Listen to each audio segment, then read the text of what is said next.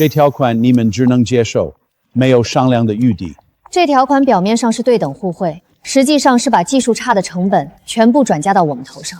第13条的附加税条款比正常标准高出10个百分点。这是国际惯例。国际惯例？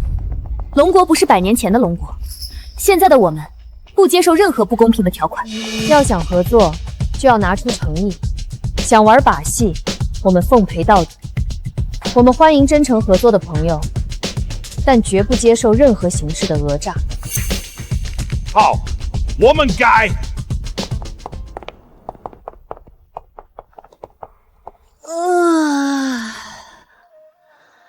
终于结束了，这帮老狐狸真难对付。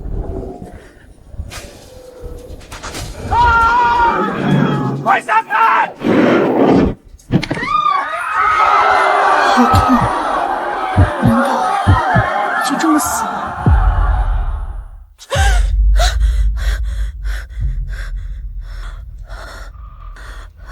这是什么地方？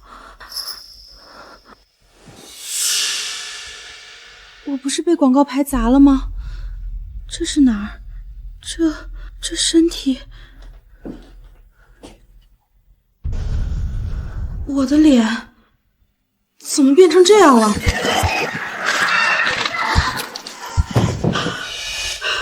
？1983年，海城红光针织厂，陈醉，我穿越了，穿越到一个跟我同名同姓的胖女人身上，还是80年代的工厂女工。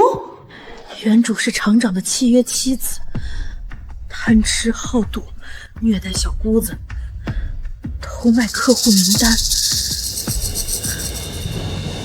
就连这婚都是用下三滥的手段结的。这么烂的摊子，怎么就落我头上了？红光针织厂核心客户联络表，这不是原主偷卖的那份吗？怎么还剩半截？南一哥，我已经按你说的把名单复印了一份。南艺，杨南艺，原主偷资料是被人指使的。原来原主不是主犯，是被人当枪使了。既然老天爷让我占了这具身体，那这烂摊子我就得收拾干净。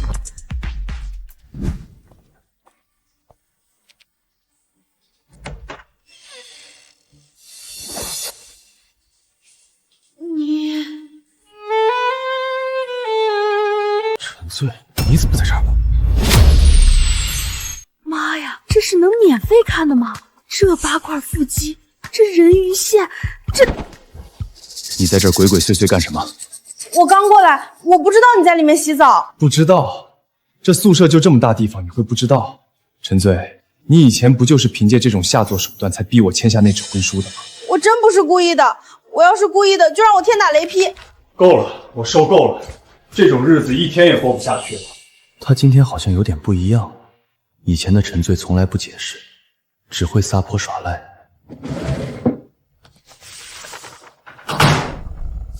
签字。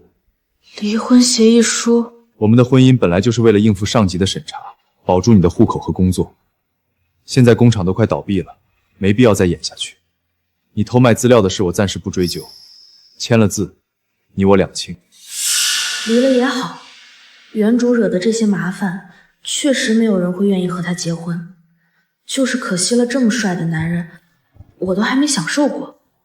等等，陈醉，你想什么呢？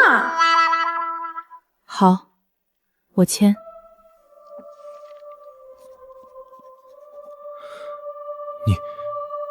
你就这么签了？给。你又想搞什么花样？以前你可是打死都不肯签的。以前是我糊涂，现在我想明白了，你说的对，工厂都快倒闭了，没必要演了，我同意离婚。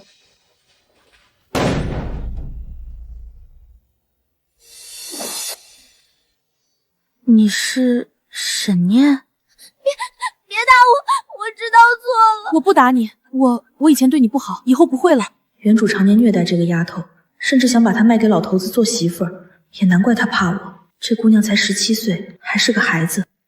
沈念，我知道我以前做了很多对不起你的事儿，我现在向你保证，以后我不会再打你、骂你，也不会算计你。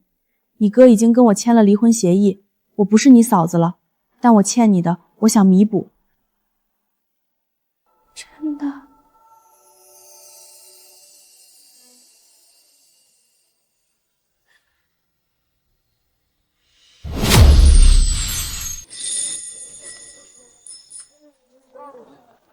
老板，这条裙子拿给我妹妹试一下。好嘞，丫头跟我来，里面试。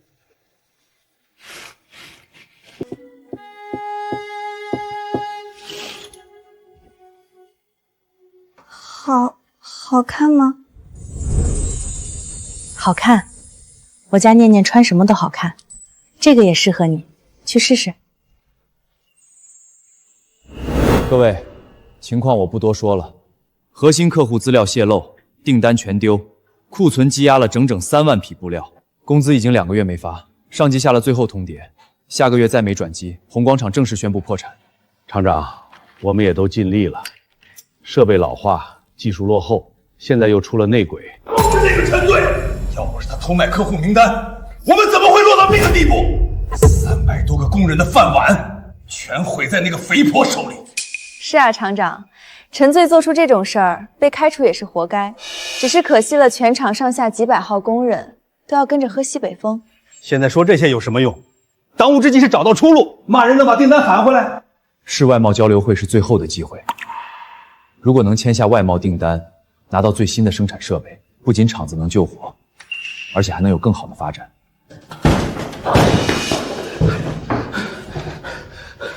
厂长，不好了，出大事了！什么事儿？慌慌张。陈队他要把沈念卖掉，现在就在镇上裁缝铺交易呢，有人亲眼看见的。这个毒妇！厂长，我跟你一起去，多个人多个照应。2条裙子都包起来吧。好嘞，一共18块。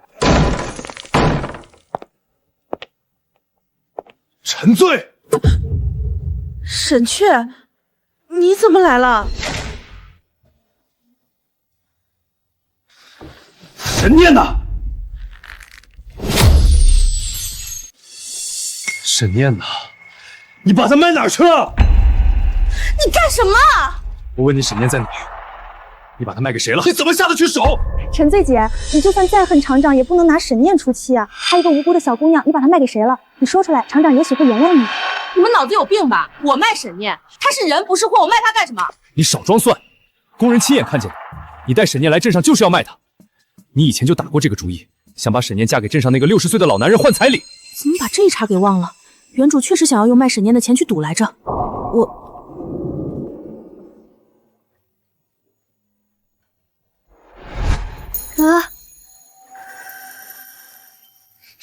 哥，你怎么来了？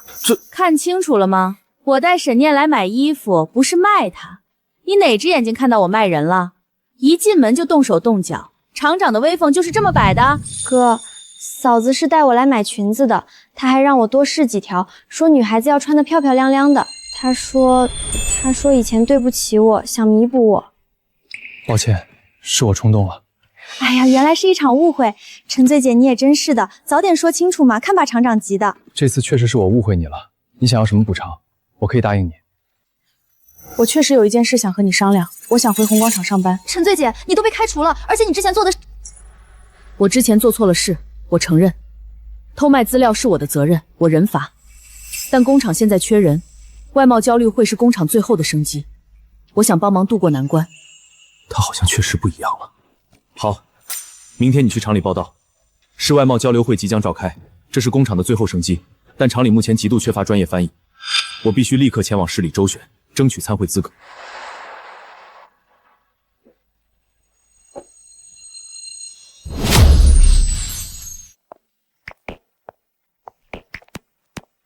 那不是陈醉吗？他怎么回来了？听说他又来祸害咱们厂了。这种人还有脸出现？偷卖资料的人怎么还有脸回来？要是我，早就找条河跳下去了。闲言碎语罢了，正事要紧，嘴上争高低没意思，拿实力说话才是真的。李工，各位主任，市外贸交流会就在这几天，这是咱们最后的机会。我听说厂里缺专业翻译。没错，厂长去市里跑名额了，可翻译的问题一直悬着。没有专业翻译，即便拿到参会资格，也没法跟外商沟通。我可以担任外贸翻译，我精通英、日、德等8国语言，熟悉外贸和针织专业授予。你精通8国语言，你连字儿都认不全吧？就是，吹牛也得有个限。小陈，这可不是开玩笑的事儿。交流会上出错，丢的是整个厂的脸。李工，我没开玩笑，如果做不到，我甘愿负任何责任。哟，陈醉，听说你要回厂上班，还当翻译？就是这个男人，哄骗原主偷卖客户资料，来得正好。杨经理，陈醉，咱们认识不是1天2天了，你什么水平我还不知道，大字不识几个，想借着翻译的名头在厂里混吃混喝吧？这样，当场测试一下，这份带有汉文和东欧文的技术文件是外商寄来的合作意向书，若你连这都译不了，就是骗子。可以，从哪里开始？先从简单的开始。请翻译以下外贸术语：不可撤销信证、离岸价、不可抗力。不可撤销信用证是国际贸易中最安全的支付方式，由银行担保，一旦开立，未经各方同意不得撤销。离岸价经运港船上交货，货物越过船舷后，风险由买方承担。不可抗力指无法预见、无法避免的情况，可导致合同延期履行或解除。碰巧知道几个词而已。我再问你，针织品的密度规格和纱线支数用俄语怎么说 ？Słosność wykataya numer praży。杨经理，你的俄语发音有点偏莫斯科口音，建议多听列宁格勒广播，纠正一下。这真会啊！文件上的东欧文部分我也看了，这份合作意向书里的术语可不简单。双面提花针织机、针塑转换装置，这些都是精密针织设备的专业术语，不是普通商务东欧语。杨经理，你确定这只是普通的合作意向书？这些术语我认得，确实是针织机械的专业词汇。小陈，没想到你还真懂。李工，我懂得不止这些。文件上的汉文部分还提到了几个工艺参数，我可以一一翻译。算你运气好，小陈，你就是咱们厂里等的翻译人才，这次市里的外贸交流会就靠你了。小陈，刚才那啥，你别往心里去。没事儿，过去的事儿不提了，保证完成任务。我已经跑通了关系，外贸交流会的资格总算是拿下了。那真是太好了，刚好我也有个好消息要告诉你。交流会的翻译人选定下来了。是吗？那真是太好了。是谁啊？到那天你就知道了，绝对是个大惊喜。好，那我就在市里等着我们的翻译官到来了。是厂长从市里打来的电话，外贸交流会的参会资格正式拿下了。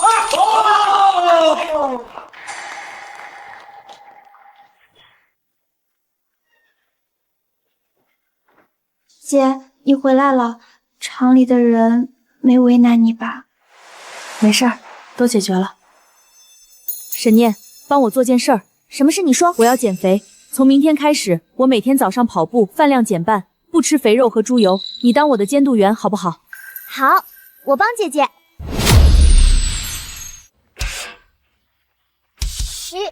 1，1、2、1，1、2、1，陈醉姐，加油啊！我一定要瘦下来。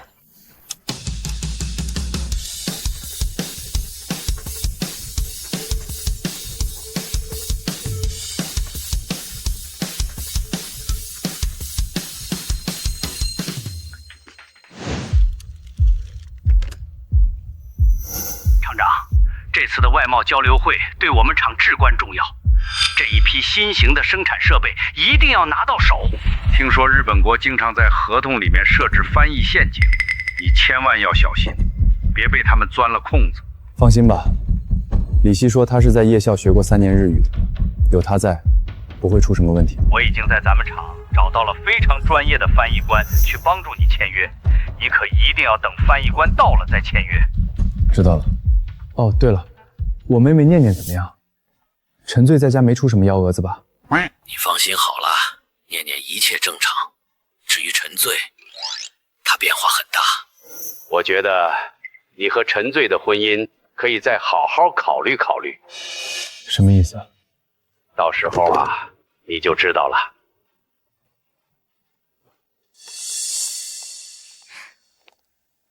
沈雀哥哥，外贸交流会的各国代表都已经到了，我们走吧。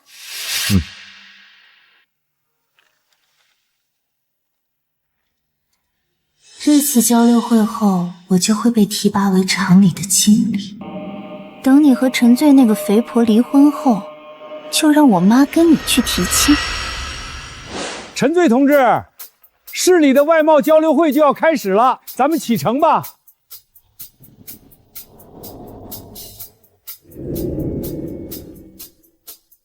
知道了。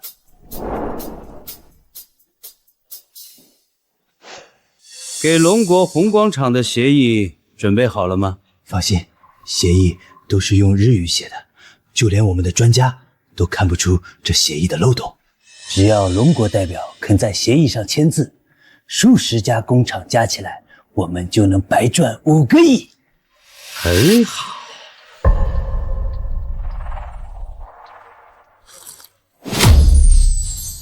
沈先生，这是我们拟定的合作条款，如果没什么问题的话，就请签字吧。再等等，我们的翻译还未到场。你们翻译如果一直不到，我就一直在这儿等着吗？你身后这位小姐不就是翻译吗？怎么，她不懂日语吗？谁说我不认识了？哎，你们龙国人真有意思，你们的日语是倒着学的吗？我只是太紧张了。别紧张，我相信你。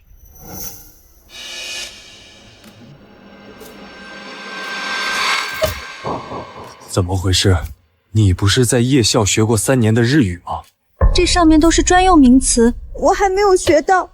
沈先生，龙国竟然派一个初学者跟我交流，这分明是看不起我国。日本国代表，不要动怒嘛。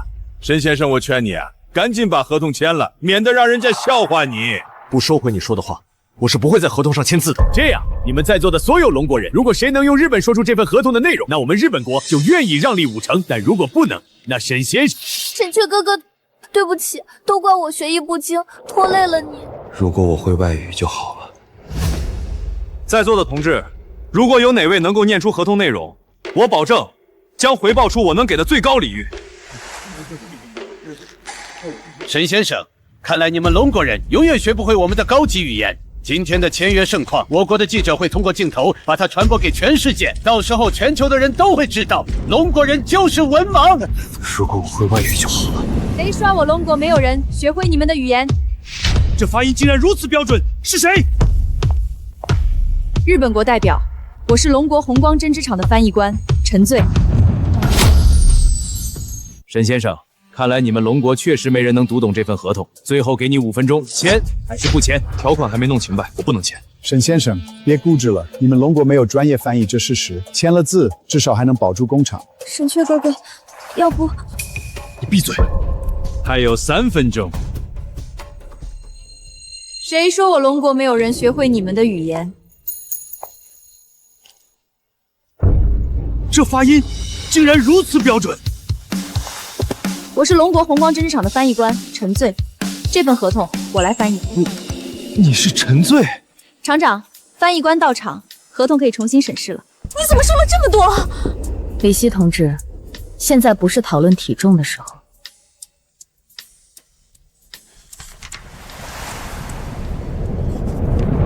日本国代表第3条写着设备引进费500万，第7页备注却规定设备只能在日本国指定场所使用，这是什么意思？这是为了保护设备安全。那这条呢？技术参数不得外传，维修必须由日方操作。我们花了500万买的不是设备，是一纸租约。什么意思？我们厂也在跟日本国谈设备，我们也是。各位，建议大家都检查合同备注，同样的陷阱可能不止一份。一个小小的翻译，懂什么国际贸易？我懂得不多，但足够看穿你们的把戏。合同暂停签书，等翻译官逐条核实完再谈。沈先生，你会后悔的。后悔的应该是你们。厂长，这条是陷阱，表面上500万买设备，实际上只是买了使用权，而且是在他们指定场所的使用权。指定场所？对，设备必须放在他们的工厂里，由他们的人操作，我们连碰都不能碰。那这跟租有什么区别？比租还贵。500万买一堆废铁，核心技术永远拿不到手。等于花钱买枷锁。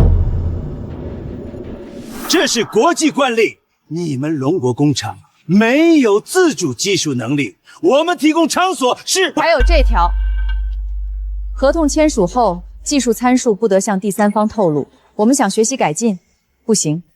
维修必须由日方技术人员操作，设备一旦损坏，必须等他们从日本派人过来，但停产损失全由我们承担。500万，买了一堆规矩。沈雀哥哥，别听他的，签了合同，至少工厂能运转；不签的话，一直接不到订单，工人工资都发不出来。李希同志，你在夜校学过3年日语，这些条款你看不出来吗？这份合同，红广场不会签，除非删除所有霸王条款，重新拟定。申先生，你的翻译官很会说大话，但你们龙国有句老话，过了这村没这店。我们还有句老话，便宜没好货。500万买来一推枷锁，这买卖我们不干。陈翻译官，你不签，有的是工厂想签。汉思国代表，您最好也查查自家合同，日本的备注条款，说不定也送给了你们一份。各位，签外贸合同之前，一定要仔细看备注页。正文再漂亮，备注里藏的才是刀子。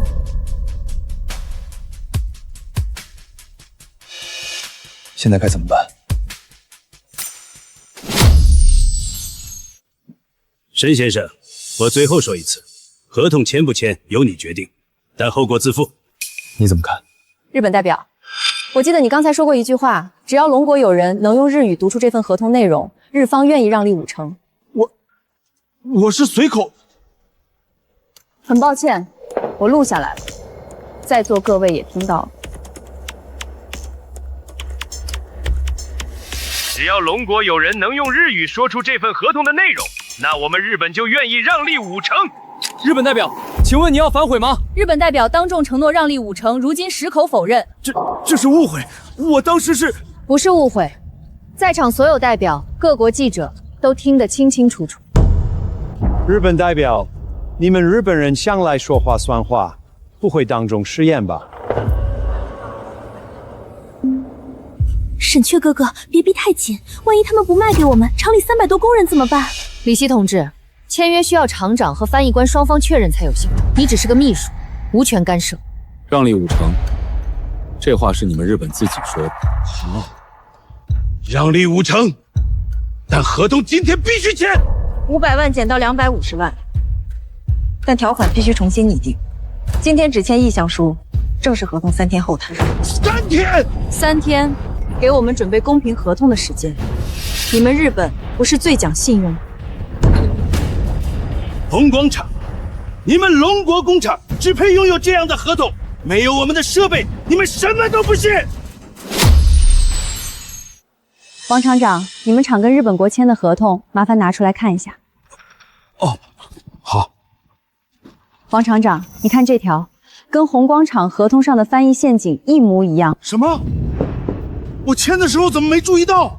张厂长，你们呢？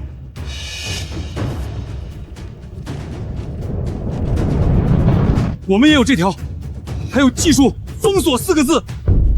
各位，日本国给每一家工厂的合同都有同样的陷阱：指定场所、技术封锁、日方垄断维修，这不是合作，是控制。你们花几百万买的不是设备，是一辈子受制于人。你们这是什么意思？把我们当傻子耍？我们要求解释。日本国代表，这样做不太合适吧？商业欺诈会影响你们在国际上的声誉。你血口喷人，这是正常的商业条款。正常的商业条款，那为什么不敢写在合同正文里，而是藏在备注页？为什么每一家工厂的陷阱都一模一样？日本国代表，今天的事，你需要给所有龙国工厂一个交代。日本国代表，请问你对多家工厂使用同样陷阱条款是何居心？这件事我们会如实报道。够了！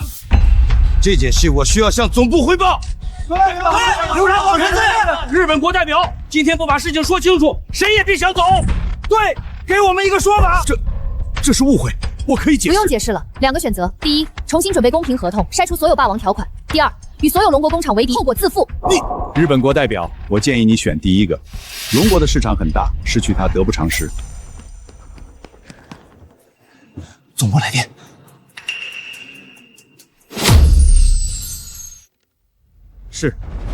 是，我明白了，按总部指示办。总部指示，重新拟定合同条款，今天的签约推迟到3天后。陈翻译官，我记住你，咱们走着瞧。随时奉陪。陈翻译官，多亏了你，要不是你，我们厂就栽进去了。应该的，咱们都是龙国人，理应互相照应。以后有事儿您随时找我。沈雀哥哥，陈醉也太咄咄逼人了。刚才万一日本人不再卖设备给我们，我们厂就神仙难救了。陈醉做得对，商场如战场，如果我们只会一味妥协，换来的只会是变本加厉的欺负。厂长，3天后正式谈判，我们得准备好，他们不会轻易让步。你今晚住哪儿？我住招待所。晚上我请你吃饭。今天多亏了你，你变了。变好了还是变坏了？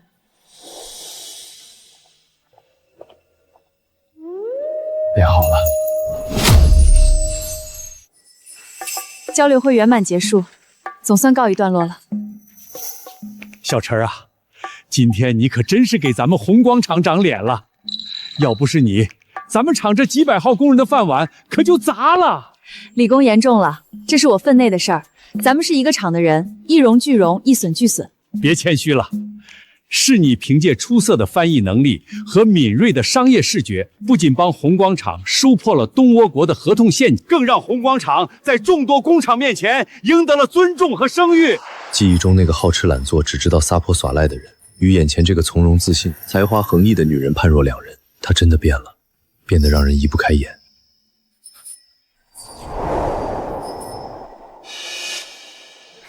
沈雀哥哥，交流会结束了，咱们也该回去了吧？你自己先回吧。沈雀哥哥，我想跟你一起走。去吧。陈醉，你别得意。这是怎么回事？发动机被人动了手脚，线路全剪断了，这是蓄意破坏啊！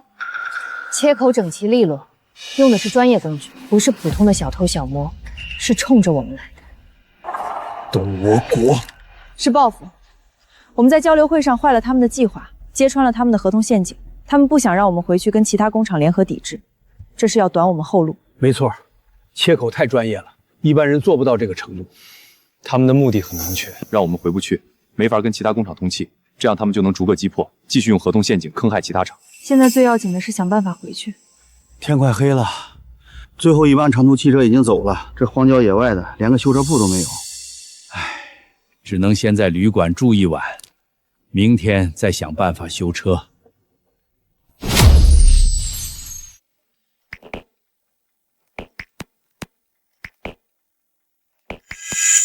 几位住店？是的，要4间房。不好意思，就剩2间了，1间大床房，1间双人间。就2间？大床房要结婚证才能住，你们什么关系？这都什么年代了，住个店还要查这个？行，夫妻可以住，登记吧。不是都签了离婚协议吗？他这是怎么还随身携带结婚证啊？那个，我睡地上吧。地上凉，你睡床上，我打地铺。那怎么行？你是厂长。陈醉，有件事我一直没跟你说清楚。什么事？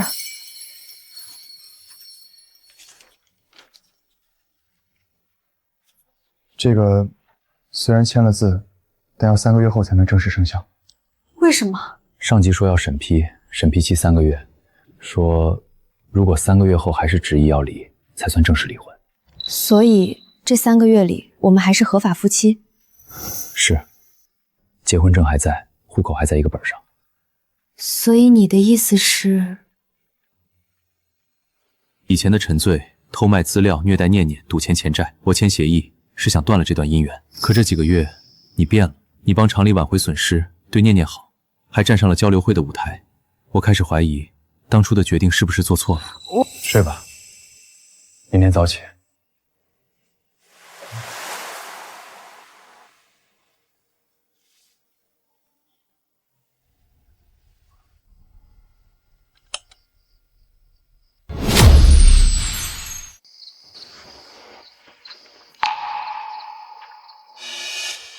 你睡了吗？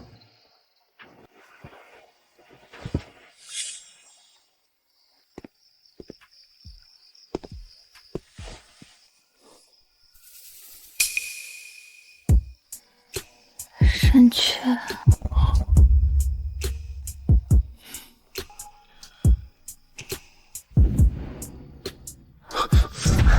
陈追，你起来，陈追。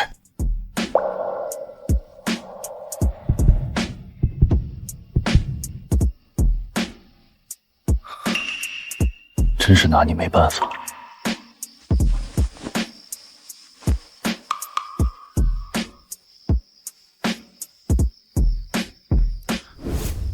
陈醉，晚安。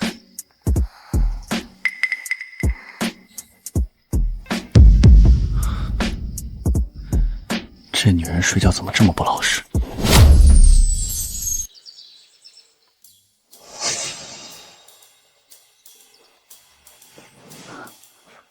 我昨天不是在床上睡的吗？怎么在这儿？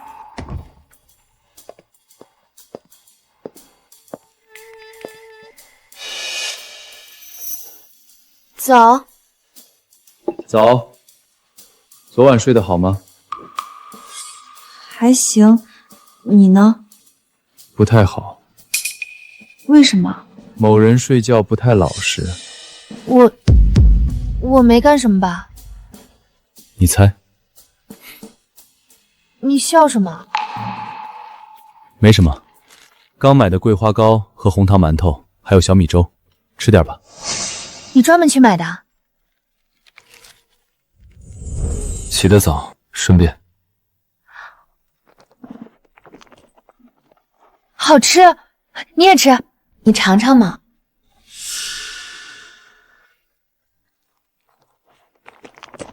还行。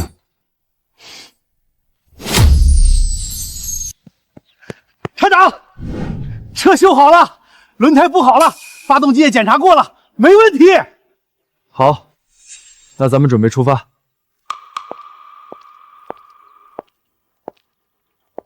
李希同志，你怎么在这儿？你不是回厂了吗？李希，你怎么在这儿？我东西落在交流会了，回来取的。沈雀哥哥，你们怎么回去？我开车。那我要坐副驾，我晕车，坐后面难受。陈醉，你坐前面。沈雀哥哥，你坐后面，开窗通风不会晕车的。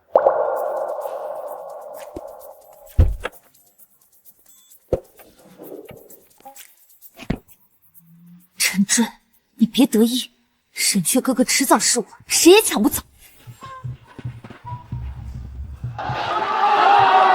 回来了，是陈醉同志回来了。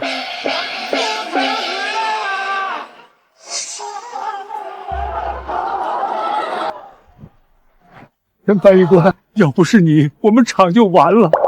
我们这300多口人的饭碗全靠你啊！大爷，这是我应该做的。咱们是一个厂的人，厂子好，大家才能好。姐姐，你真厉害！我长大了也要像你一样做一个翻译官。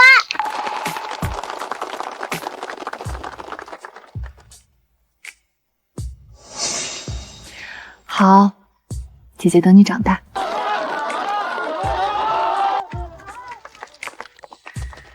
嫂子，叫那么大声干什么？陈醉同志，沈厂长，请你们站到一起，拍一张合影。沈厂长，笑一下。我不会笑。那就板着脸吧，反正你板着脸也挺好看的。陈队同志，你是咱们红广场的大功臣，以后谁敢欺负你，就是跟咱们全厂过不去。这是我穿越到这个时代以来，第一次感受到如此真挚的温暖和接纳。这些工人，他们记得我的好，这份认可比任何荣誉都珍贵。哼，有什么了不起的？不过是运气好罢了。请进。厂长，有人找。沈厂长，打扰了，我是市外贸局周明远。周科长，有失远迎，快请坐。不知道周科长前来是为呢？今天我是专门来感谢陈醉同志的。我要不是你及时揭露东倭国的合同陷阱，海城至少有3家工厂会上当，到时的损失是不可估量的，甚至可能影响全省产业转型升级的进程。周科长言重了，我只是做了分内的事。不，你做得很专业。在现在这个年代，女性做外贸翻译本就少见，何况你还精通8国语言，熟悉针织行业授予，这种复合型人才太难得了。周科长过奖了，陈醉确实有能力。沈厂长，我想向上级推荐陈醉同志，让他成为我们市外贸局的常驻翻译专家。真的吗？当然，这对红广场打开国际市场也有很大帮助。陈醉同志的名声打出去了，外商知道我们有专业翻译，合作意愿会更强。陈醉同志，你感兴趣吗？周科长，陈醉是我们厂的翻译官，外调需要厂里批准。沈厂长，你这是舍不得放人？沈厂长，你这是舍不得放人？我只是为厂里考虑，他走了，厂里的外贸工作谁来做？好，我走正规程序，向厂里发函申请。沈厂长，你可别卡我。沈厂长，陈醉同志是人才，人才放在哪里都会发光。红广场固然重要，但也要为他个人的前途补牢。这件事儿你再想想，我等你的回复。厂长，你刚才为什么不让周科长说完？我只是说实话，你走了，厂里的外贸工作谁来做？真的只是因为这个？那你觉得是因为什么？我就随口问问。周科长的提议我会考虑的，你的前途也很重要。那你好好考虑。去准备一下吧，晚上厂里给你准备了庆功舞会。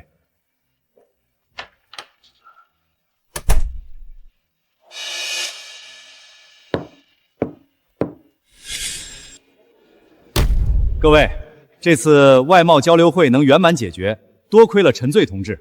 来，大家一起敬他一杯。谢谢大家，我以果汁代酒。陈醉同志，能请你跳支舞吗？好啊。他不能跳。沈厂长，跳支舞而已。陈醉是我们红广场的翻译官，他没有义务跟任何人跳舞。沈厂长，这是陈醉同志的自由，但她是我的妻子。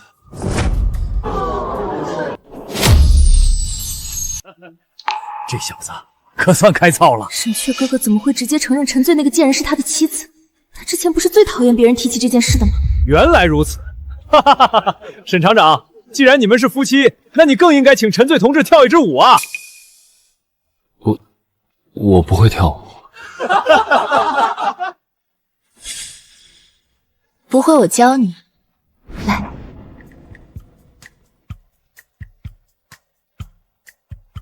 跟着我的步子，左右左转，放松，跟着我就行。你什么时候学会跳舞的？秘密。这个沈厂长醋劲真不小。狐狸精有什么好得意的？看来我必须得想想办法。可以松开了。哦，抱歉。这批货要出口欧洲，针脚密度得再调细一个。欧洲客户要求高，差一丝都不行。明白了，陈翻译官，您看看这个成不？这个密度还不够，再细拌上。好，我这就调。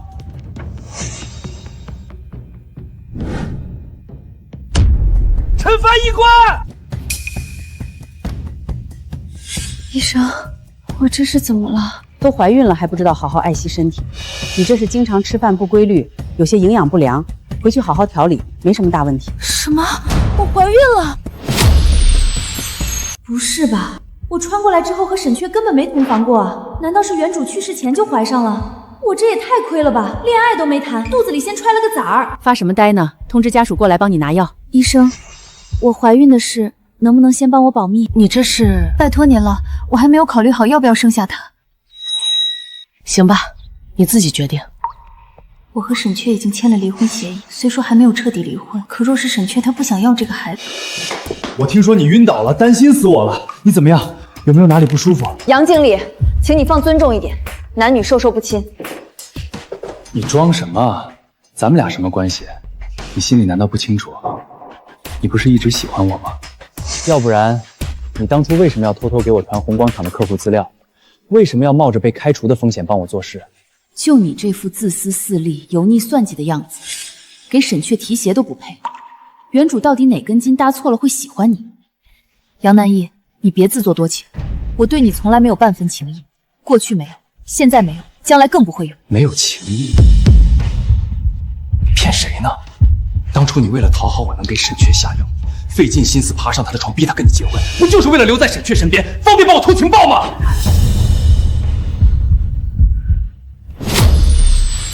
原来你嫁给我是为了他。沈雀，你别听他胡说，这是污蔑。沈厂长，你不会到现在还以为他是真心想嫁给你吧？他从头到尾心里只有我，跟你结婚不过是拿你当跳板，方便给我递消息。我当初以为你就算胡闹，也是对我有几分心意。为了保你名声，我应下这场婚姻。我以为你只是一时糊涂，没想到你所做的一切，竟然全是为了帮他偷取厂里的资料。事情不是你想的那样，我……够了，我不想再听你辩解。你看，他信了。陈醉，回到我身边，我不会像他一样对你。陈醉，你看见了吧？沈雀哥哥已经对你彻底失望了。你这种偷鸡摸狗、心思不正的女人，根本就不配得到沈雀哥哥这样的男人。你再说一遍，我说你不配，你就是个自私自利、只会靠算计别人过日子的肥婆。你敢打我？我打你是教你怎么说话。我和沈雀之间的事，轮不到你一个外人插嘴。你背地里做的那些勾当，别以为没人知道。你等着，我不会放过你的。杨南义，我们把话说清楚。陈醉，我知道你刚才是演戏给沈雀看。从前的陈醉是蠢是糊涂，才会被你花言巧语蒙骗。但现在的陈醉已经清醒，我和你之间早就一刀两断。你以后不要再打我的主意，也不要再出现在我面前。陈醉，你别后悔。我从不后悔做的决定，你好自为之。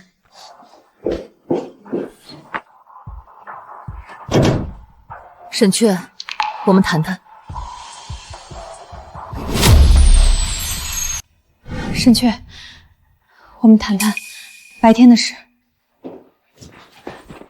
对不起，白天是我太激动，是我不该不听你解释，不该转身就走。你原谅我好不好？我一听说你晕倒在车间，心都慌了。我怕你出事，怕你真的不要我，怕你心里真的只有杨南义。你身体怎么样了？医生怎么说？有没有哪里不舒服？我没事，你到底怎么了？白天你明明那么生气，为什么突然……我知道你怀孕了。你怎么会知道？你明明让医生保密了。我去问了医生，我不能让你一个人扛着。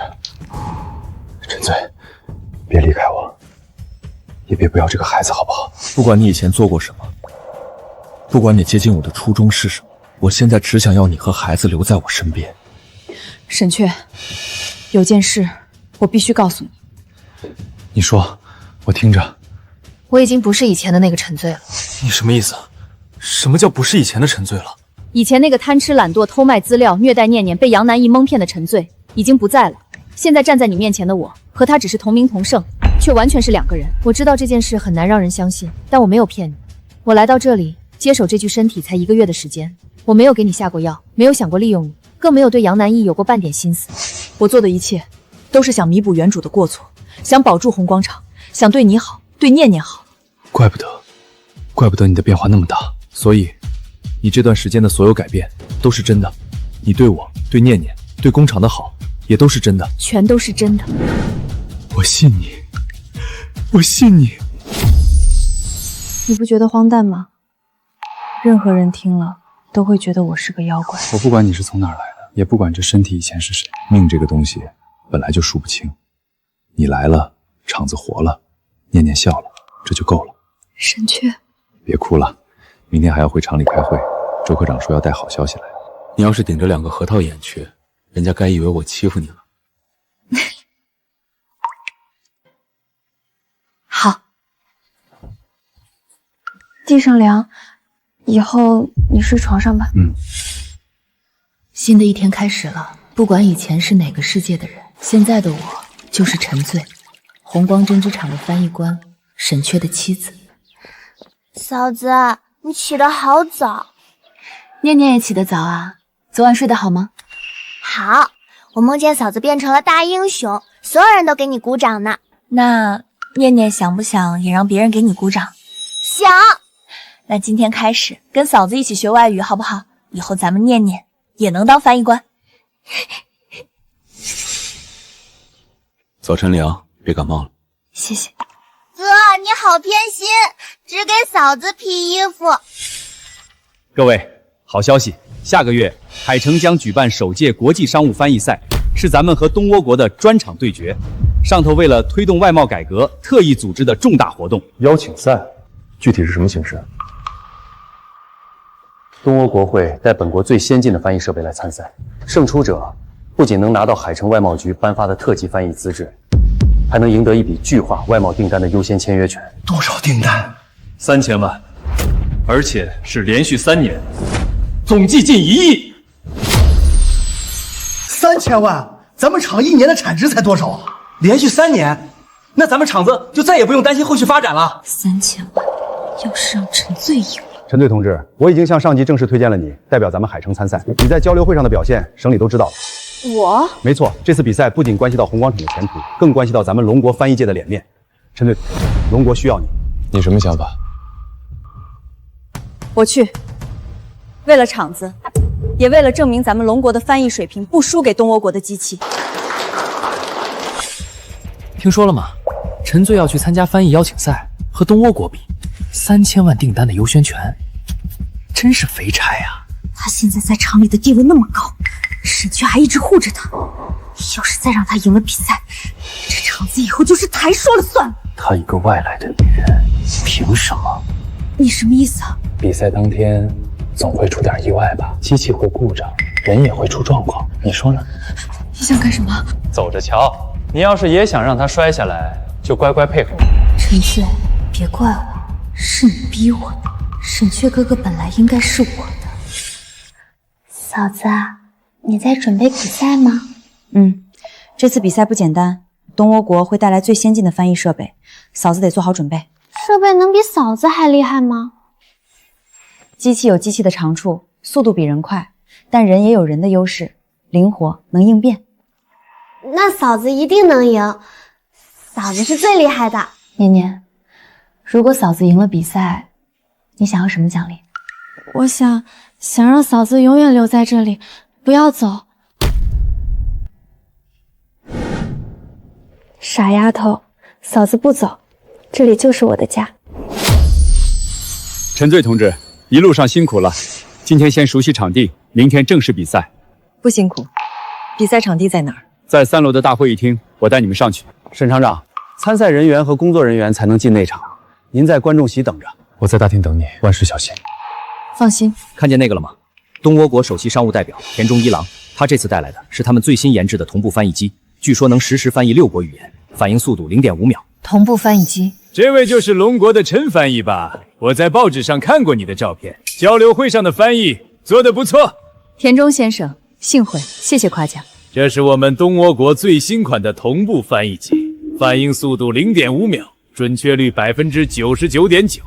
贵国有这样的设备吗？我们龙国不需要机器，有人就够了。人，人的反应再快也快不过机器。陈翻译，明天的比赛我会让你明白什么叫科技的力量。田中先生，比赛比的是实力，咱们赛场上见真章。好，明天见。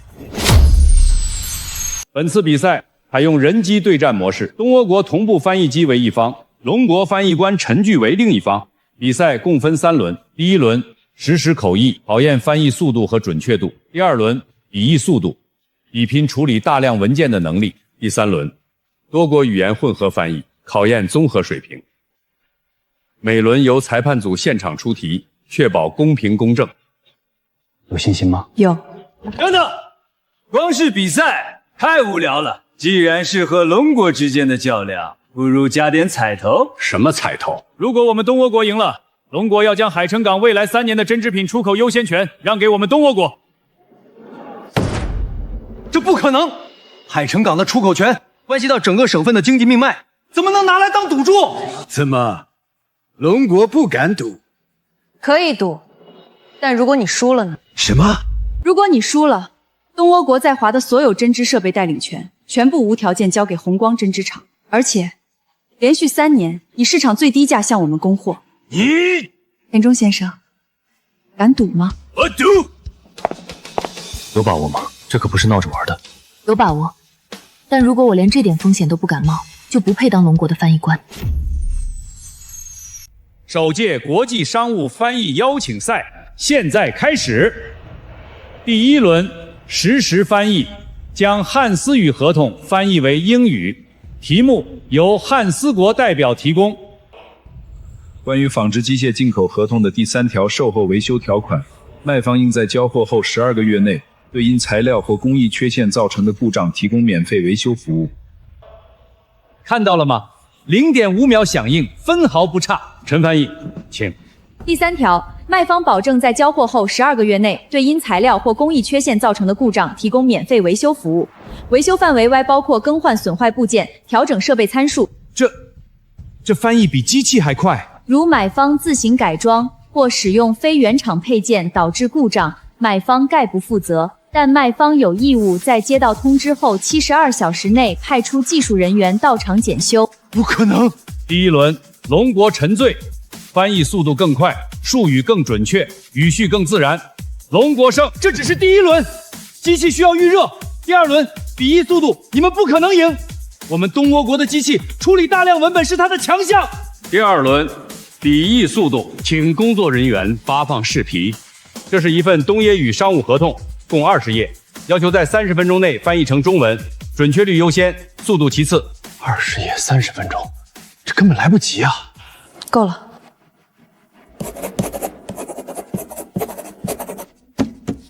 完成了。不可能！你才写了15分钟，我们机器还在扫描。术语精准，行文流畅，没有错漏，甚至比原文表达更清晰。翻译机出现3处术语错误，2块语序混乱，还有一段关键条款翻译错误。第二轮，龙国陈醉胜。我不服！前2轮是你们运气好，第3轮我要加难度。田中先生，比赛规则赛前已经定了，不能临时更改。这份文件由12国语言混合写成，而且文字顺序完全打乱。别说人，就算最先进的计算机，也需要至少1个小时才能整理翻译。12国语言，还要整理乱序，这太难了，根本不可能完成。要不别接了，2轮已经赢了，够了。可以，我接，但彩头要加倍。什么？如果我赢了，除了之前约定的所有条件，东倭国还要向龙国公开道歉，承认龙国的翻译水平世界一流，并且在国际商报上刊登道歉声明。好，但如果你输了，龙国不仅要让出海城港出口权，你陈醉还要当众承认，龙国人永远比不过东倭国的科技。一言为定。这根本看不懂，乱成这样，怎么翻译？启动最高解析模式。全功率模式下只需要40分钟。40分钟太久了，那你需要多久？10分钟。我只需要10分钟。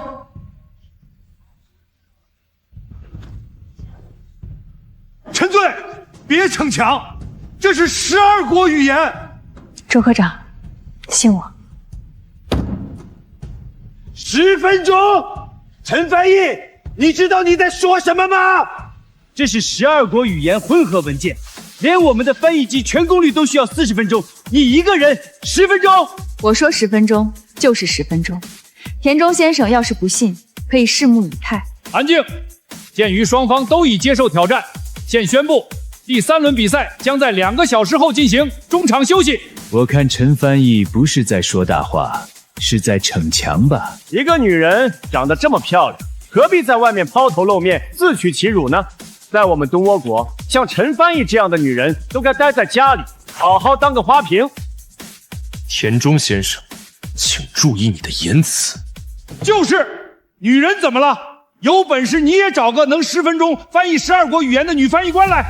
田中先生，你说的对，我确实是个花瓶，但可惜你连一个花瓶都比不过。10分钟后，我会让全世界知道，龙国的花瓶也能把你东倭国的翻译机碾得粉碎。你，八个，那个陈醉竟然当众羞辱我！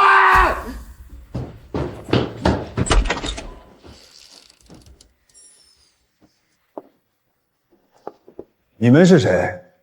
龙国人，来干什么？田中先生，我叫李希，是红光厂的秘书。这位是杨南义海城服装公司的销售经理，我们是来找您谈合作的。合作？你们龙国人刚才还羞辱我，现在跟我谈合作？田中先生，我们跟陈醉不是一路人，相反，我们是来帮您对付他的。哦，说说看。陈醉那个女人，仗着自己会几门外语，目中无人，她抢走了本该属于我的一切，我的位置，我的前途，还有我喜欢的男人。她坏了我的生意，还毁了我的计划。田中先生，没有人比我们更想让他输掉比赛了。你们有什么资格跟我合作？您感兴趣的海城港出口权、红光厂代理权，只要让陈醉在决赛开始时无法出场，就算他自动认输。到时候所有彩头都是您的。继续说。只要让他在接下来的2个小时内没法出现在比赛现场。好，我信你们一次，只要你们能帮我赢下比赛，事成之后我会给你们丰厚的报酬，还会和你们的工厂合作，给你们源源不断的订单。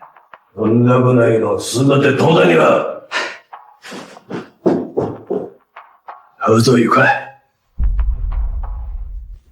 陈翻译，这是饭店为您准备的鲜榨果汁，请慢用。谢谢。怎么回事？头好晕。花姑娘，漂亮的花姑娘。你干什么？滚开！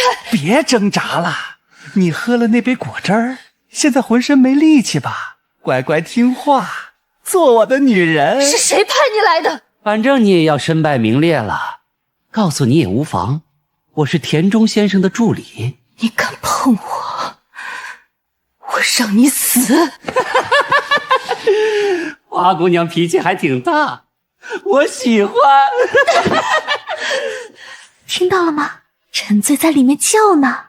只要他被那个东倭人玷污了，沈雀哥哥一定会嫌弃他，抛弃他。到时候你就有机会嫁给沈雀了。没错，沈雀哥哥是我的，谁也抢不走。只要陈醉这次比赛失败，红光厂背上违约的罪名，所有订单都会转到我杨南义的服装公司，这买卖划算。比赛马上就开始了，咱们先离开这里。陈醉呢？他不是说在休息区准备吗？李工，您看见陈醉了吗？好像看见他往那边休息间的方向去了，说是想躺一会儿。去多久了？有一会儿了。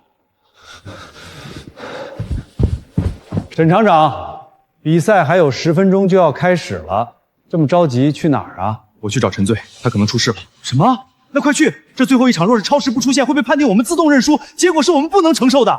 陆科长，麻烦您和李工去比赛现场拖住他们，想尽一切办法拖延时间。我去找陈醉。陈醉，你千万不要有事！别挣扎了，没用的。你叫破喉咙也没人会来救你。不如乖乖做我的女人，我会好好疼你的。你做梦！我就算死，也不会让你碰我。到了我手里的猎物，还没有能逃掉的。敬酒不只吃罚酒。陈醉，陈醉，你在哪儿？啊！我的眼睛！贱人，我要你死！放开他！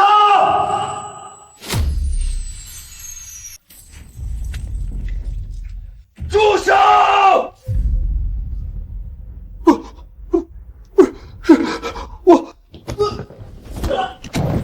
你敢动他，我杀了你！别打了，别打了，饶命啊！你给我听着，再让我看到你碰他一根手指头，我让你永远爬不起来。比赛已经开始了，你就算打死我，他也不能及时赶到了。我们东沃国赢了。陈醉，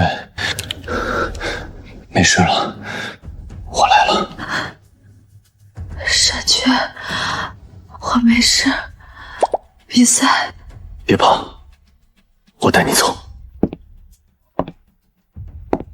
裁判组长，比赛时间已经过了5分钟了，龙国的陈醉翻译还没有出现，这算不算自动认输呢？按照规则，超过15分钟未到场，视为弃权。各位都听到了，龙国的翻译官临阵脱逃，他是被我们东日国的先进机器吓跑的。田中先生，时间还没到，请你耐心等待。哼，还要等多久？龙国人难道连遵守规则的胆量都没有吗？如果陈醉再不出现，我们只能判定龙国弃权，自动认输。我要求再等10分钟。陈醉同志一定是遇到了突发情况。不等了，裁判组长，我要求立刻宣布结果。鉴于龙国翻译官陈醉未能按时到场，李希、杨南义，他们怎么会在这里？我宣布，龙国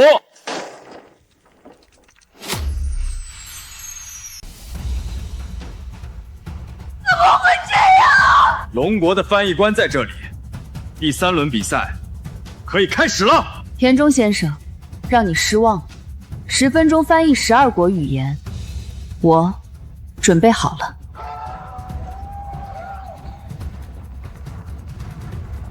开始计时。第3轮最终对决，计时开始。汉斯语第1段，针织品关税协定第3条修订版。高露语第2段，技术转让条款补充说明。大毛语第3段，原材料供应限制条件。西语第4段，物流运输保险条款。普语第5段，付款方式特殊约定。不可能，全功率模式怎么会卡死？陈醉，加油！6分钟了，他写了7页了，完成了。9分43秒，你确定全部译完了？12国语言，共8页，全部完成了。哼，完成又如何？我们翻译比的可不只是速度，还要看术语语序逻辑是否准确。我看你不过是空有速度罢了。是啊，陈醉选手，你确定现在就要交稿吗？不再检查检查？我确定现在交稿，我对自己的能力有绝对的自信，简直不知道天高地厚。既如此，我们现在就对陈醉选手的翻译稿进行审阅。哈哈哈，怎么样？是不是有很多错误？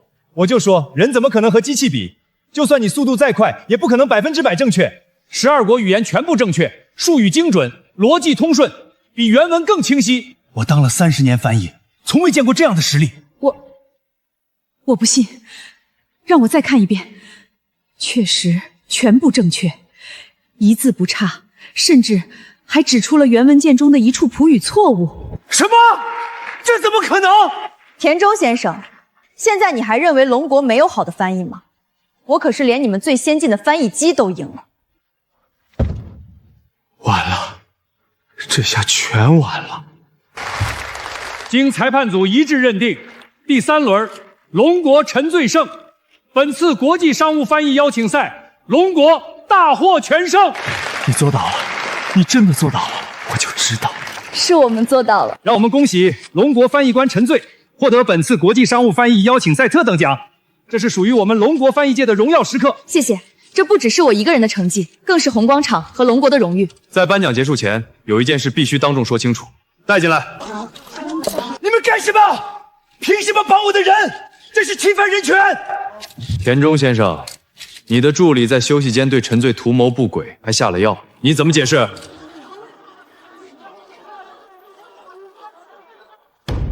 竟有这种事？这是真的。八哥，你说什么啦？田中先生，当着这么多人的面，你想销毁证据？不是我，这个助理自己发疯，跟我没关系。田中先生，这就是你助理留下的。田中先生，这件事你必须给出交代。我没有。就是田中先生让我干的，他说只要陈醉上不了场，我们就赢了。他还说事成之后给我一大笔钱，让我回东倭国享福。你胡说！我什么时候？就是你，你让我给陈醉喝加了迷药的果汁，你说这是为了东倭国的荣誉，你说陈醉太嚣张了，必须给他教训。田中一郎，这种卑劣手段是对整个国际商务交流界的侮辱，更是对比赛规则的践踏。你这样的人不配和我们龙国的翻译员同台而论。哈哈哈哈！真是好笑，就算是我又如何？看看你们龙国人伪善的嘴脸，竟连自己内部出了叛徒都不知道。你说什么？我说你们龙国人当中有叛徒，你们赢了比赛又怎样？还不是互相争斗的跳脚小种？哈哈哈哈哈！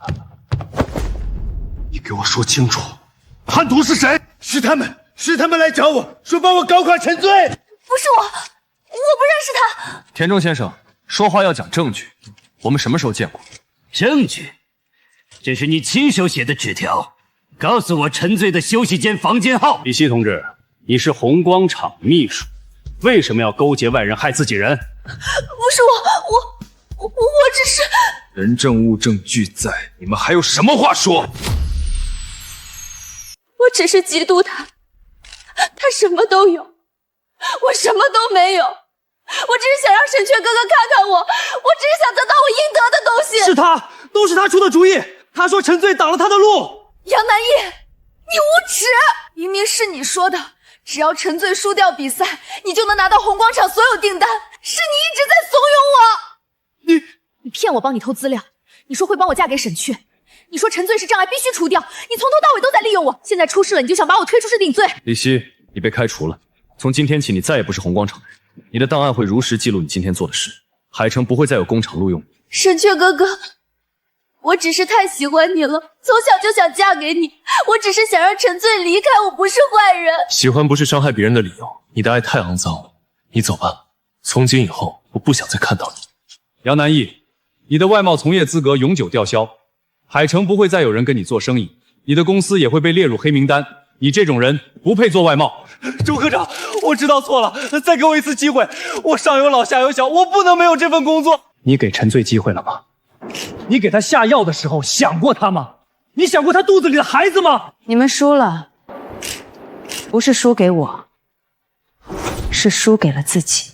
我代表龙国外贸局郑重宣布，即日起，龙国断绝与田中代表团的一切商务合作，所有合同作废，所有协议终止。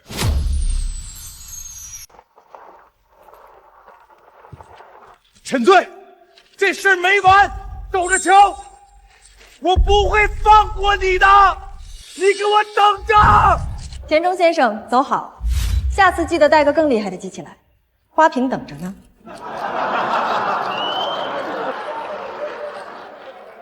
本次邀请赛圆满结束，龙国翻译官陈醉以全胜战绩赢得比赛，让我们再次祝贺他。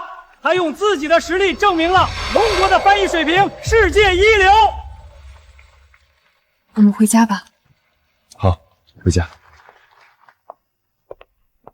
这个女娃子不得了，咱们龙国出了个人才。是啊，这样的翻译人才百年难遇。嫂子，比赛怎么样？赢了吗？快告诉我。赢了，大获全胜。我就知道嫂子最厉害了，你是世界上最厉害的。累了一天，先坐。念念，去给你嫂子拿双拖鞋。好嘞。终于可以歇口气了。喝点水，润润嗓子。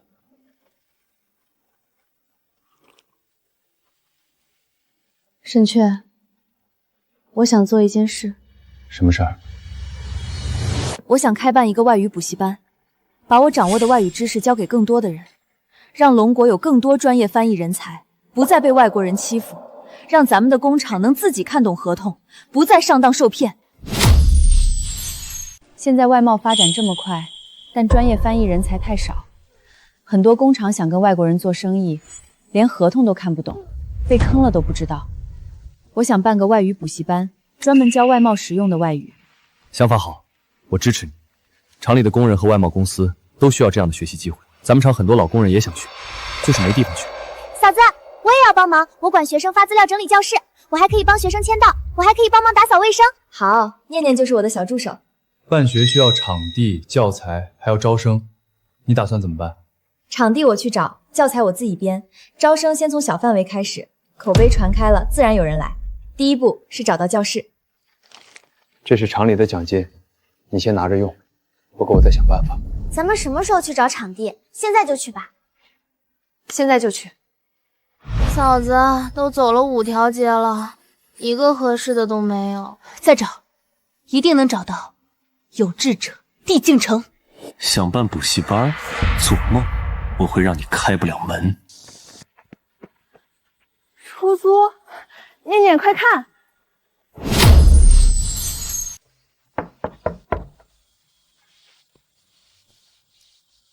租房子的？对，大爷，我想租您这栋楼办个外语补习班。不租不租，之前租给过人办班，闹腾的邻居天天投诉。你们走吧。大爷，您先听我说完，我保证不闹腾，安安静静上课，绝不打扰邻居。教人学外语，你一个女人，开什么玩笑？女人不好好在家待着，出来办什么班？女人怎么了？女人就不能教书了？我刚在国际翻译赛上拿了冠军，您看看，这是外贸局发的奖状。我教出来的学生以后都能跟外国人打交道，给海城争光。真的假的？一个女人还能拿冠军？大爷，我嫂子可厉害了，她会12国语言呢，她是世界上最厉害的人。行吧，先试1个月，闹腾立马走人，房租30块，先交押金。一言为定，谢谢您大爷，我不会让您失望的。嫂子，这地方好旧啊，到处都是灰。旧没关系，收拾干净就能用。咱们自己打扫出来的教室更有感情，以后咱们在这里上课会更有成就感。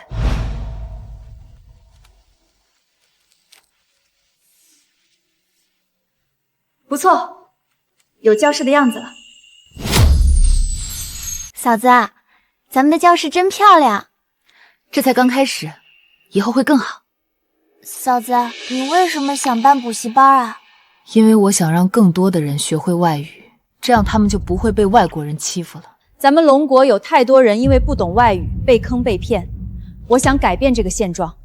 嫂子，那教材怎么办？我自己编，针对外贸常用场景，编一套实用教材，从基础对话到合同条款，一点点来。念念，帮我写几份招生告示，贴到街上去。写什么？海城首家外贸实用外语补习班，免费试听3节课，包教包会，授课老师国际翻译赛冠军陈醉。免费试听？那不赚钱啊？第一批免费是为了口碑，口碑好了，后面自然有人来。这叫放长线钓大鱼，眼光要放长远。做生意讲究的是信誉。要是能学会外语就好了。外贸公司招工都要会外语的，我不会，连门都进不去。谁教我们啊？镇上连个像样的外语老师都没有。各位想学外语，来我的补习班吧，免费试听，我就是老师。哇，这个老师好漂亮。这老师是个女的，能行吗？反正免费，听听呗，不行就不来了。Good morning, everyone. Welcome to my class. 大家好，欢迎来到我的外语课堂，我是陈醉。从今天起，我会教大家最实用的外贸外语，不是书本上死板的语法，是真正能跟外国人谈生意的语言。学外语不是为了炫耀，是为了让咱们的工厂、产品走向全世界，让外国人知道，龙国人不比他们差。咱们不用求人，咱们自己能谈。老师，我一定好好学，我要学会外语，去跟外国人谈生意。老师，我想学英语。老师，我想学东窝语。好，从英语开始，只要肯学，我一定教会你们。听说了吗？那个办补习班的陈醉，他的翻译冠军奖是假的。假的？不能吧？报纸上不都登了吗？报纸能信吗？他那是走了后门，他什么水平我还不知道，大字不识几个。人心难测呀。办补习班就是为了骗你们的钱，先免费试听，后面肯定乱收费。他以前偷卖工厂资料被开除了，现在换个花样骗钱罢了，你们可别上当。胎儿发育得很好，一切正常，孕妇身体也不错。医生，他之前被下过药，会不会对孩子有影响？我真的很担心。放心，时间不长，药量不大，检查一切正常，胎儿健康，你们放心。太好了，吓死我了。看把你紧张的，医生都说没事了。预产期年底，不要太劳累，注意休息。有什么事儿让家里人做。你是孕妇，不是超人。从明天起，补习班我帮你盯着，你不要太累，每天最多2节课。我才刚开始办，你就想让我当甩手掌柜？孩子和身体最重要，补习班可以慢慢办，但你不能累着，这是命令，不是商量。哥，我来帮嫂子，我管学生发资料、打扫卫生，嫂子的事就是我的事儿。好，有你们在，我什么都不怕。孩子会健健康康的，我保证。这一句 "What is your best price" 是外商最常说的，意思是你们最低价是多少？大家跟我读 What is your best price？ 陈老师，如果对方压价太低，我们怎么回？好问题，你可以说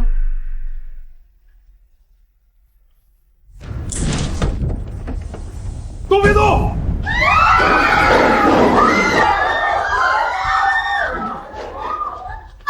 你们是谁？什么狗屁补习班，骗人的东西！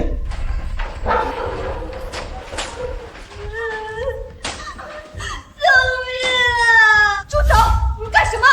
你就是陈醉，办假班骗钱的那个。我的补习班合法办学，免费试听。谁告诉你们我骗钱？少废话，弟兄们，给我砸，让他开不了课。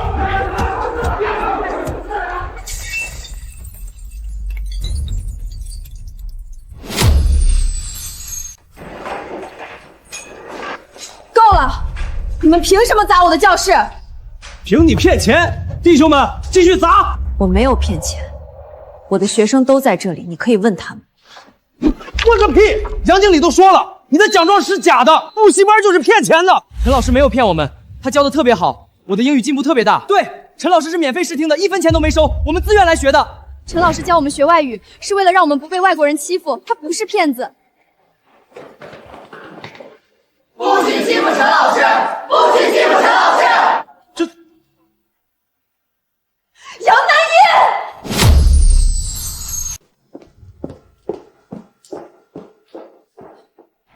杨南叶，果然是你！你干什么？放开我！大家看看，这位就是告诉你们我骗钱的杨经理。杨经理，各位弟兄，你们被利用了。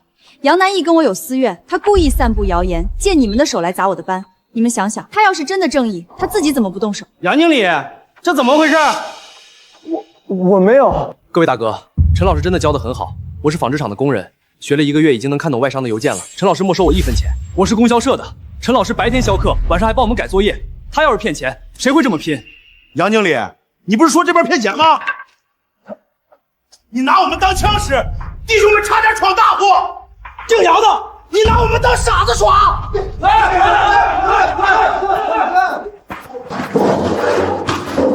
你们给我等着！站住！骗老子干活，老子先收拾你！嫂子，教室都毁了。没事，收拾一下，还能用。陈老师，对不起，我们要是早点站出来就好了。不怪你们，刚才那种情况，你们能站出来替我说话，我已经很感动了。陈老师，我们一起收拾。对，我们不能让那些人得逞。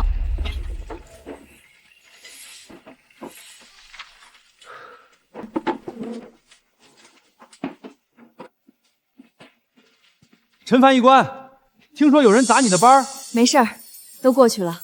厂里听说这事后，理工让我们几个过来帮忙。兄弟们，动手！陈翻译官帮了咱们厂那么大的忙，谁敢欺负他，就是跟咱们全厂过不去。谢谢大家。说啥谢不谢的？你的班办得好，咱们海城的外贸才有希望。明天照常上课。陈醉，3个月的期限快到了。我知道，当初签的时候我是想离的，那时候我觉得我们之间没有任何可能。可现在，我不想让你走。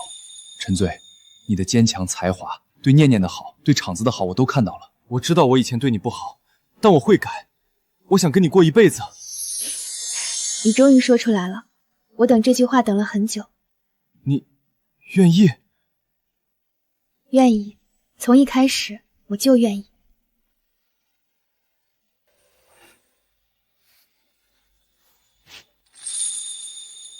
怎么样，离不离啦？不离了，某人把协议书都撕了。太好了，我就知道你们不会离婚的，哥你太棒了。沈雀，当初结婚太仓促，连婚礼都没有，我想补办一个真正的婚礼。我想穿上嫁衣，在所有人面前堂堂正正嫁给你。好，我一定会给你一个最像样的婚礼，让全海城都知道，我沈雀娶到了全海城最厉害的陈醉。我当伴娘，我要帮嫂子选嫁衣，我要帮你们写请柬。嫂子，这件好看，你穿上一定像仙女。太艳了，我想简单一点的，婚礼不用太奢华，只要真心就好。这件怎么样？好看，简单又大方，嫂子穿什么都好看，这件特别适合你。这位同志眼光真好，这是咱们店里最新款式，中西结合，现在最流行了。那就这件了。沈厂长和陈翻译的婚礼必须要热热闹闹，我把全厂都叫来，不醉不归。外贸局必须送份大礼，陈醉不仅是你们红光厂的厂长夫人，更是整个海城功臣。我想简单点，但有纪念意义，请厂里工人和学生一起来，不用太铺张，真心就好。都听你的。要准备喜糖、请柬、酒席、花生红枣，好多事儿啊。放心，有我们大家伙在，一定能办得妥妥的，工人们都会来帮忙的。李小姐，你找我干什么？我现在可是丧家之犬，什么都给不了你。田中先生，我知道你被陈醉害惨了，我也是。你也恨他？他抢走了我的一切，我最爱的男人，我的前途，我的尊严，我恨不得他死。那你找我想怎样？陈醉要办婚礼了，我要你在婚礼上绑架他，让他在所有人面前消失。你疯了！我为什么要帮你？我用我自己换，你帮我这个忙，我就是你的人。你现在的处境，在东野国回不去了，在龙国寸步难行。你有钱吗？你有地方住吗？有我帮你，你至少能活下去。好，我答应你。到时候陈醉随你处置，我只要他永远离开沈雀。婚礼那天，我会带人混进去，等仪式进行到一半就把他拖走。记住，别伤沈雀，我只要陈醉死。哥，红绸带挂左边还是右边？左边，对称才好看，真好看。还没穿上呢，你怎么知道？你穿什么都好看。哥，你什么时候学会说这种话了？我去看看酒席准备好了没有。婚礼中午开始，等新娘子出来敬酒的时候，从后门进去，把人拖走。明白。都准备好了。放心，等陈醉消失后，你的沈雀哥哥就会回到你身边了。记住，别伤沈雀。知道了，滚吧，别让人看见你跟我在一起。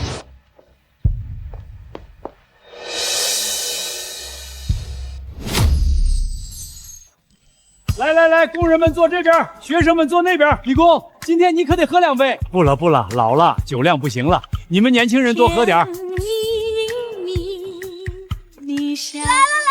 新娘子来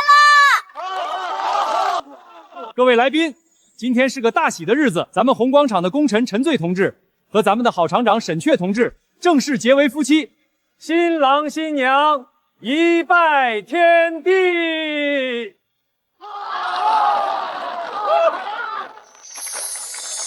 2拜高堂，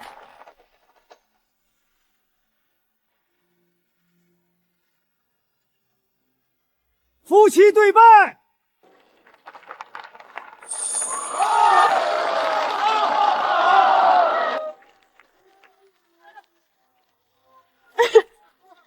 太好了，嫂子终于正式成为我嫂子了。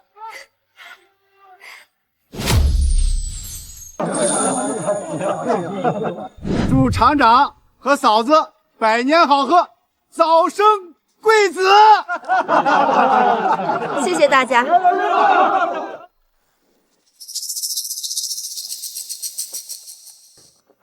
就是那个穿红旗袍的。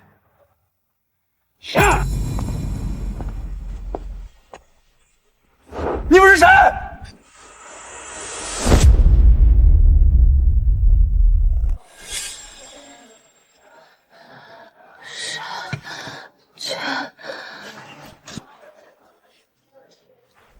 快走！嫂子，不好了，陈老师被人带走了。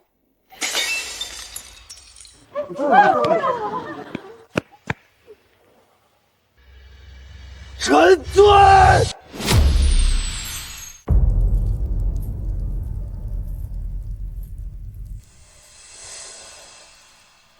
行了，陈嘴，你知道我等这一天等了多久吗？田中一郎，你绑架我，只会让自己更惨。更惨？我现在被东伯驱逐，连饭都吃不上，已经没有什么可以失去的了。这全都是因为你！你还有命，但如果你今天伤害了我，你就连命都没了。退路？我没有退路了。有，你现在放下刀，放了我，主动投降，至少你还能活着。不，我不能一个人倒霉，我要你陪我。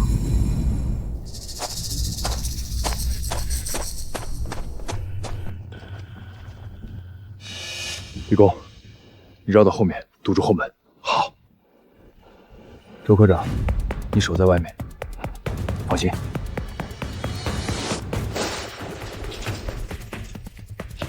放开他！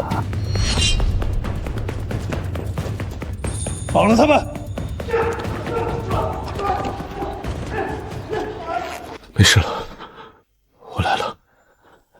对不起，太晚了。不晚，你来了就好。我宣布，沈雀先生和陈醉女士正式结为夫妻。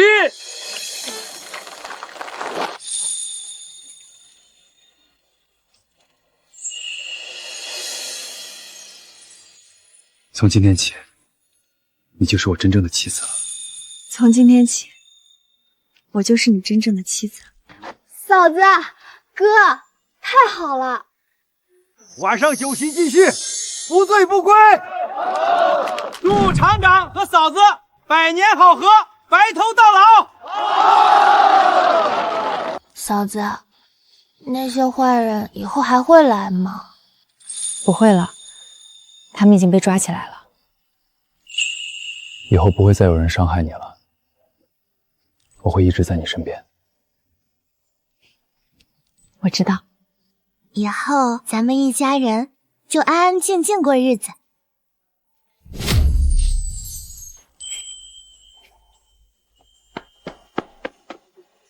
嫂子，让我听听宝宝在干什么。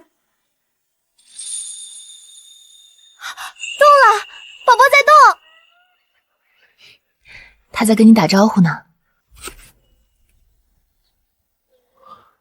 慢点吃，别噎着。你把我当瓷娃娃了，吃个苹果还能噎着？你现在不是一个人，是2个人，我得加倍小心。哥，你也太紧张了，有我在，嫂子不会有事的。就你话多，去把院子扫完。知道啦。沈雀，你说宝宝会像谁？像你，聪明、漂亮、坚强。那你可吃不消，一个我就够你头疼的了。多少个你都行，我乐意。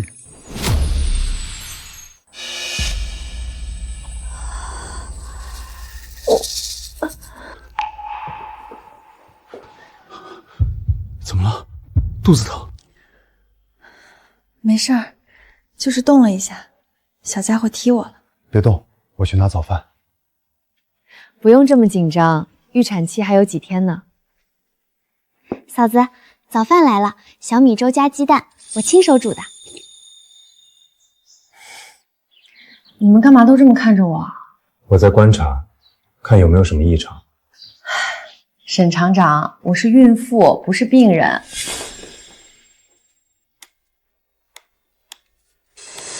嫂子，预产期是哪天来着？后天。后天？那我得赶紧把去医院的东西准备好。怕吗？不怕，有你在，我什么都不怕。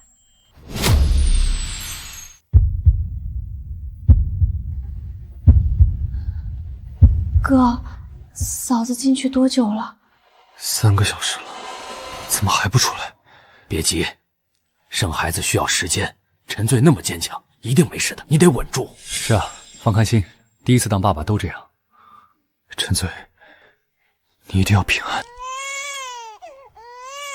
生了，是孩子的哭声。恭喜沈厂长，是个男孩，6斤8两，母子平安。